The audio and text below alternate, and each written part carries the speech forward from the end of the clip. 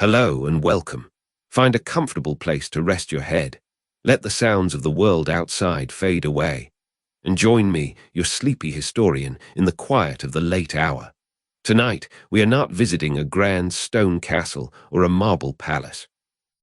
Instead, we are traveling back, far back, to a time of mist and iron, to the heart of a Celtic hillfort. We are here to witness a wedding, but this is no simple union of two hearts.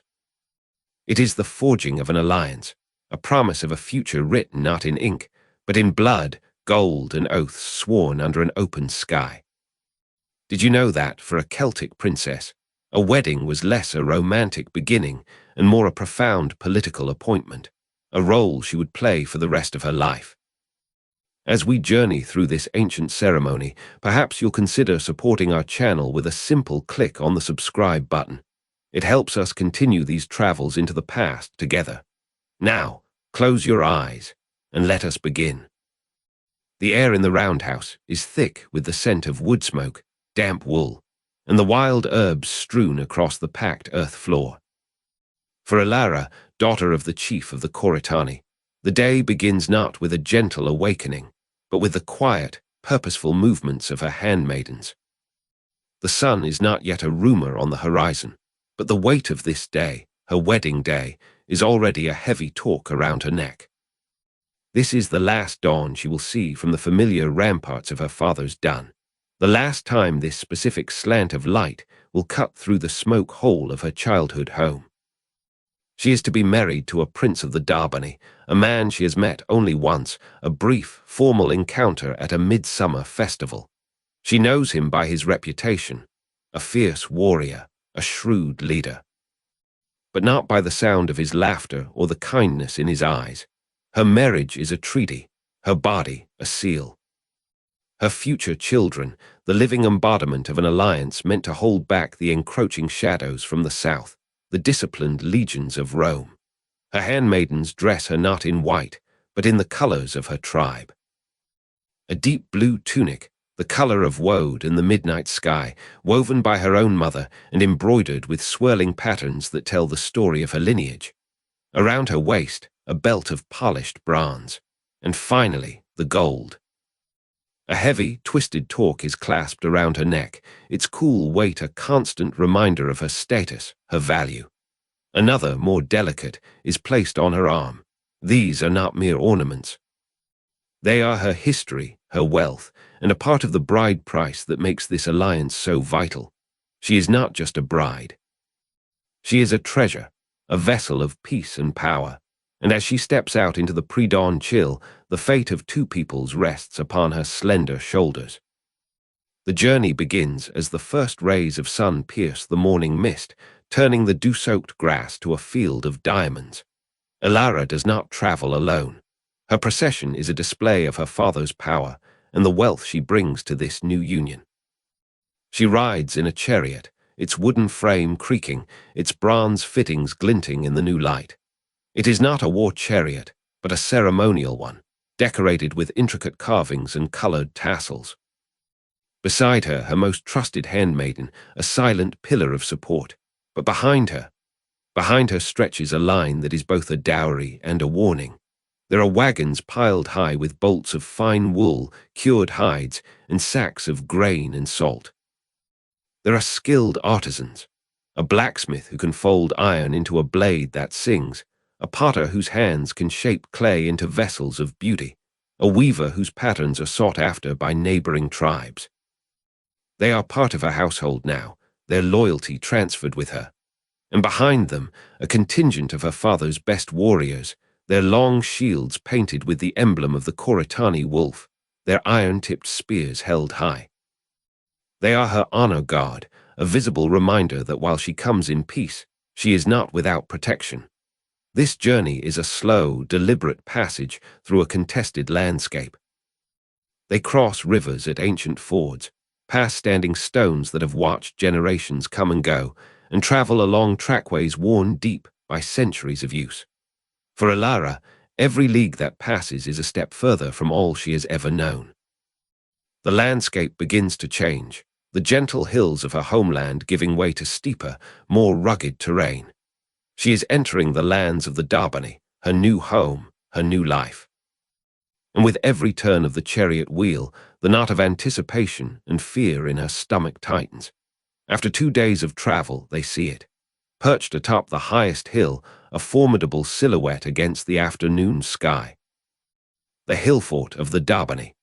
It is larger than her father's, its concentric rings of earthen ramparts and deep ditches a testament to the power of her future husband. A plume of smoke rises from its heart, a sign of life, of the great feast being prepared. As they draw closer, the scale of the place becomes overwhelming. The outer palisade is made of thick, sharpened logs, and the gatehouse is a towering structure of wood and stone. And on the ramparts, people, hundreds of them, their faces turned towards the approaching procession. They are a sea of unfamiliar faces, their tunics dyed in different colors, their hair styled in ways she has not seen before. This is her new tribe, and she must win their respect, their loyalty. The welcome is not a quiet one. The air fills with the sound of horns. Deep, guttural blasts from the carnix, the great bronze war horns shaped like the heads of boars, their calls echoing across the valley. It is a sound meant to intimidate, to impress, to announce the power of the Darbani to all who would listen. Her procession halts before the great wooden gates. The warriors of her honor guard form a line, their faces impassive, their spears a forest of iron. This is a moment of pure political theater. The gates swing open, and her prince, her husband-to-be, emerges. His name is Kaylan. He is tall, broader than she remembered, his blonde hair limed and pulled back from a face that is already etched with the lines of command and conflict. He wears a tunic of saffron yellow, the color of chieftains, and around his neck is a torc even more magnificent than her own, a heavy twist of gold and silver. He does not smile, not yet. His eyes, a sharp, clear blue, assess her, her chariot, her warriors, the wealth that follows in her wake. He is calculating the value of this alliance, just as her father did. He walks forward, his warriors parting before him. He stops before her chariot and offers his hand. It is a strong hand, calloused from holding a sword and a shield. As Elara takes it, a murmur runs through the crowd. This is the first touch, the first public acknowledgement of the bond. His grip is firm, steady. He helps her down from the chariot, and for a moment they stand before the assembled tribe, a prince and a princess from rival lands, now bound together. He is her future, and she is his. The strength of their people now depends on them. They do not proceed to the feasting hall. First, the spirits of the land and the ancestors must be appeased. They are led to a sacred grove, just within the hillfort's inner rampart, a circle of ancient oak trees whose branches twist towards the sky like gnarled arms. In the center of the grove stands the chief druid, a figure as ancient and imposing as the trees around him. His white robes are plain, but his authority is absolute. He carries a golden sickle and a staff of yew wood.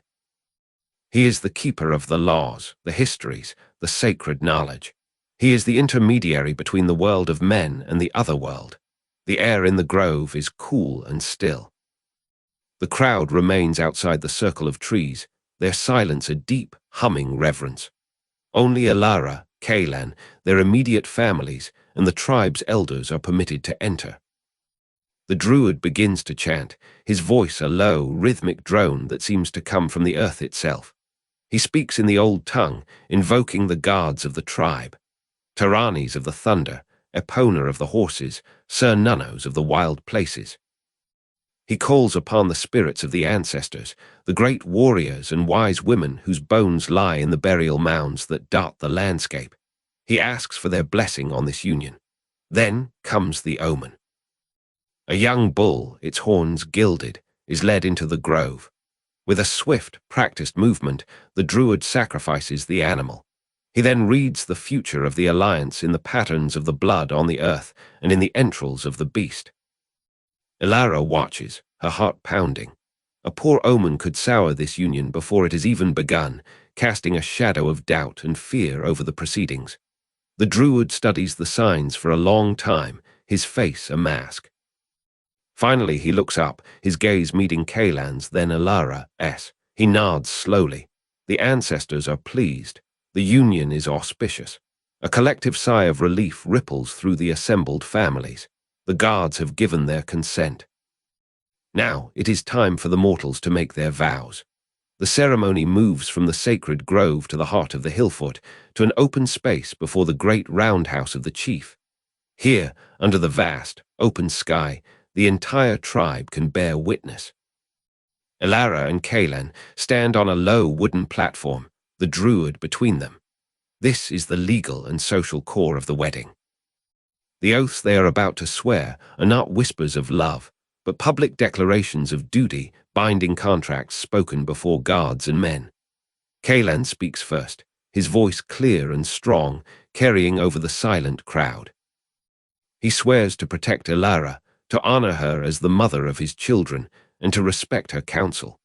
He pledges to uphold the alliance with her father's people, to treat them as kin, and to stand with them against any common foe. He holds his sword aloft as he speaks, its polished iron catching the sun. The sword is a symbol of his power, his ability to defend his people and his new wife. Then it is Elara's turn. Her voice is quieter than his, but just as firm. She swears to be a faithful wife, to manage his household with wisdom and care, and to bear him strong and healthy children to continue his line. She pledges her loyalty to the Darbani, to adopt their customs and honor their gods as her own. As she speaks, she places her hand on a standing stone that has been part of this hill fort for generations, its surface worn smooth by time and touch. The stone represents the land, the permanence of the tribe, the foundation upon which their future will be built. When the oaths are complete, the druid joins their hands together, wrapping them with a ceremonial cord. They are bound. The crowd erupts in a roar of approval. The treaty is sealed. The prince and princess are now husband and wife. The tension of the ceremony gives way to the joyous chaos of the feast. The doors to the great hall, a massive roundhouse that can hold hundreds, are thrown open. The air inside is a warm, heady mix of roasting meat, baked bread, bubbling ale, and the press of so many bodies. A great fire pit blazes in the center, its smoke curling up towards the smoke hole in the thatched roof. The sheer abundance is staggering. Whole pigs and oxen turn on spits over the fire. There are cauldrons of rich stew, platters of wild fowl, salmon baked in clay, and piles of bread. Barrels of ale and mead are rolled out, their contents flowing freely. This is more than a celebration. It is a display of the chief's wealth and generosity. A powerful leader is one who can provide for his people, and tonight, Kaelan is proving his worth. Elara is seated on a raised dais beside her husband, a position of honor. From here, she can see the entire hall, a microcosm of Celtic society. The champions and most respected warriors sit closest to them, their scarred arms and loud boasts filling the space. Further down the long tables sit the skilled artisans, the farmers, and the other families of the tribe. Status is everything. Where you sit, what cut of meat you are given, it all signifies your place in the complex social web. Elara eats and drinks what is offered, though her stomach is still in knots. She is being watched. Every gesture, every word is being judged. She must appear serene, confident, worthy of her new position. This feast is her first test as the princess of the Darbani. As the evening deepens and the ale flows more freely, the bards take center stage. These are not mere entertainers. They are the living libraries of the tribe, masters of poetry, music, and history. The chief bard, a man with a silver-flecked beard and eyes that seem to hold ancient secrets, rises with his hop. His voice, accompanied by the gentle notes of the strings, fills the hall, silencing the boisterous warriors. He does not sing of love, he sings of heroes. He recites the great epics of the Darbani, tales of their ancestors, their battles, their triumphs. He weaves the lineage of Kaelan, tracing it back to legendary founders. Then, with great skill, he begins to incorporate the history of the Koratani. He sings of Alara's ancestors, of their famous deeds and noble bloodline. He is rewriting history in real time, braiding the two family trees together, creating a new, shared narrative for the united tribe. Through his song, the alliance becomes more than a political necessity. It becomes a destiny, a story that will be told around fires for generations to come. Alara listens, understanding the profound importance of this moment. The bard is giving her a place in this new history. He is making her one of them. The song legitimizes her presence, transforming her from a foreign princess into the mother of a new, stronger dynasty. Following the bard's performance, the formal exchange of gifts begins. This is the diplomatic heart of the celebration, a carefully choreographed ritual where every object is laden with meaning. Alara's father, who has been seated at the high table, presents his gifts to Kaelan first. He offers a magnificent longsword, its hilt inlaid with red enamel, its blade a masterpiece of the blacksmith's art. It is a gift from one warrior to another, a sign of respect and a promise of military support. He also gives a great bronze cauldron, large enough to feed a warband, a symbol of hospitality and wealth. In return, Kaelan's father presents gifts to Alara's kin. He gives her father a matched pair of hunting hounds, their bloodlines prized throughout the territories, and a herd of fine cattle, the ultimate currency in their pastoral world. Then Kaelan himself turns to Alara. He presents her with a personal gift. It is not a weapon or a tool of the household. It is a beautifully crafted bronze mirror, its back a swirling vortex of Latin art. In its polished surface, she sees her own reflection, a face she barely recognizes in this new context.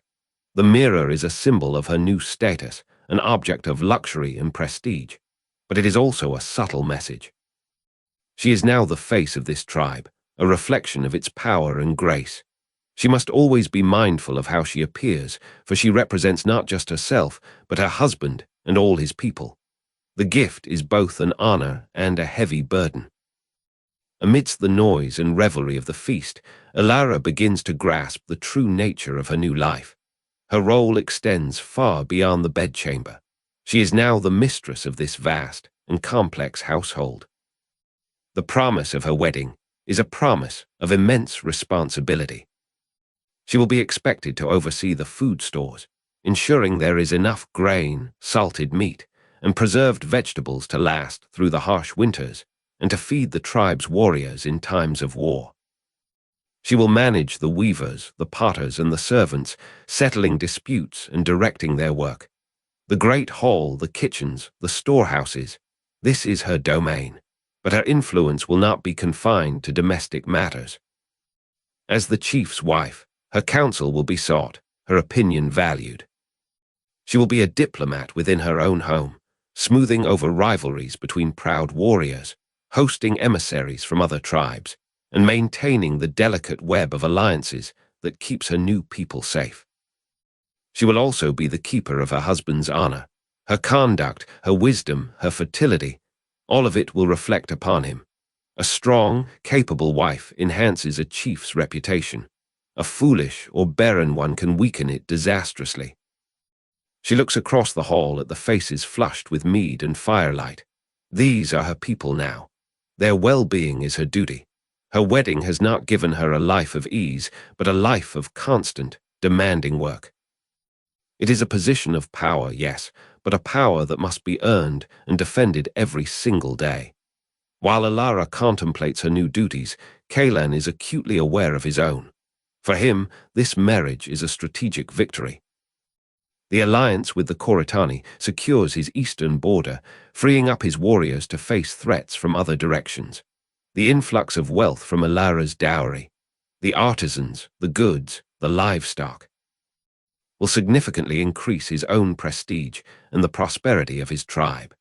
He can now afford to be more generous with his followers, rewarding their loyalty with finer gifts, which in turn binds them closer to him. But the wedding also brings immense pressure.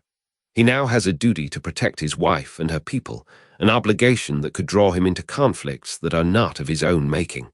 And above all, there is the matter of an heir. His primary duty as a prince, and now a husband, is to produce a son. A strong, healthy son would cement the alliance, secure his lineage, and provide a future leader for the tribe. A failure to do so would be seen as a sign of weakness, a curse from the gods. It could destabilize his rule and tempt rivals to challenge his authority. He glances at Alara, his new wife. She is beautiful, and she carries herself with a quiet dignity that he respects. But as he looks at her, he sees more than a woman. He sees the future of the Darbani. He sees the son he must have. The weight of that expectation is a burden heavier than any shield. Late in the evening, when the feast is still raging, one of the elder women of the Darbani, Kaelan's aunt, comes to Alara's side. She gently leads her away from the high table, away from the noise and the public gaze. It is time for her to be introduced to the inner workings of her new home. They do not tour the armory or the warriors' quarters. Instead, they visit the places that will be the heart of her new world. They go to the sprawling kitchens, where servants are still working to feed the hundreds of guests. They visit the smoky workshops where the weavers are at their looms, their fingers flying to create the patterned cloth for which the tribe is famous. They descend into the cool, dark cellars where the food is stored. Great bins of grain, wheels of hard cheese, and clay jars of honey and preserved fruits. At each stop, the elder woman introduces Alara, her voice calm and authoritative. "This is Alara, wife of Kaelan, your new mistress." It is a transfer of power, happening quietly in the background of the main celebration. The servants and artisans look at her, their expressions a mixture of curiosity and deference. They are sizing her up, wondering what kind of mistress she will be. Will she be fair? Will she be wise? Alara knows she must earn their trust. These people hold the keys to the smooth running of the hillfort. Their loyalty will be essential.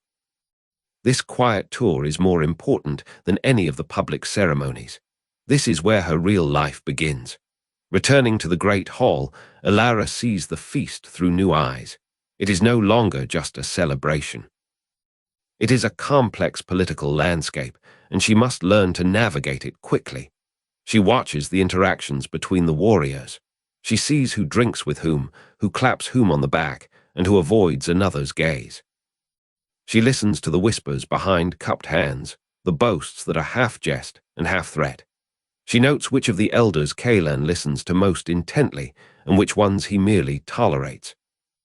This is a court, as intricate and dangerous as any in a stone palace.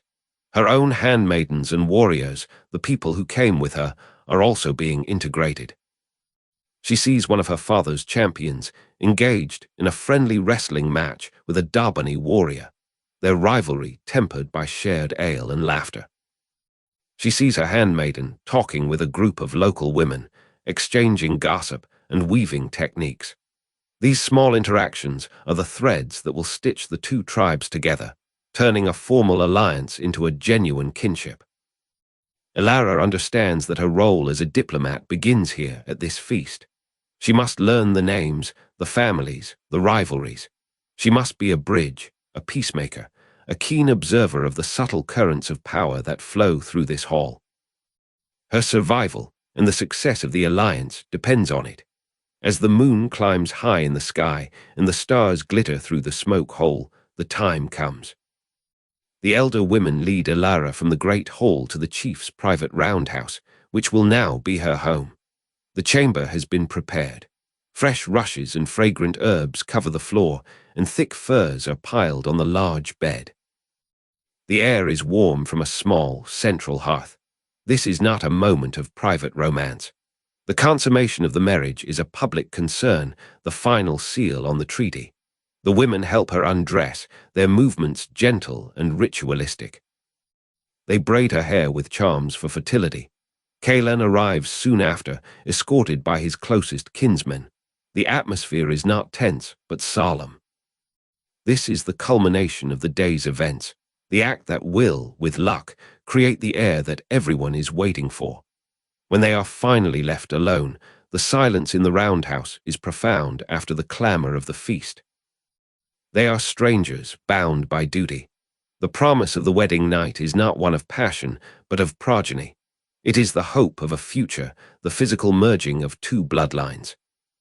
For Alara and Kaelan, it is the beginning of a partnership that must be built not on affection, but on mutual respect and a shared understanding of their immense responsibilities.